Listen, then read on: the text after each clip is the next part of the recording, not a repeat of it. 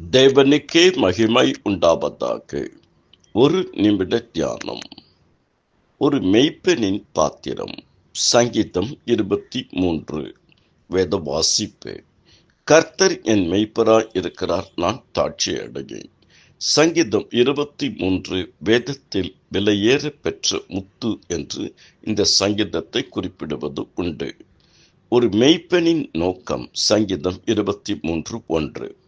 ஒரு மெய்ப்பெண்ணின் பாதுகாவல். சங்கீதம் 23:2 முதல் 4 வரை. ஒரு மெய்ப்பெண்ணின் ஏற்பாடு. சங்கீதம் 23:2. ஒரு மெய்ப்பெண்ணின் இருப்பு. சங்கீதம் 23:3. நல் மெய்ப்பெண்ணின் வழிகாட்டுதல். சங்கீதம் 23:1 முதல் 4. நல் மெய்ப்பெண்ணின் அருள். சங்கீதம் 23:5. நல் மெய்ப்பெண்ணின் மகிமை. சங்கீதம் 23:6. ஜீவனுள்ள நாளெல்லாம் நன்மையும் கிருபையும் என்னை தொடரும்.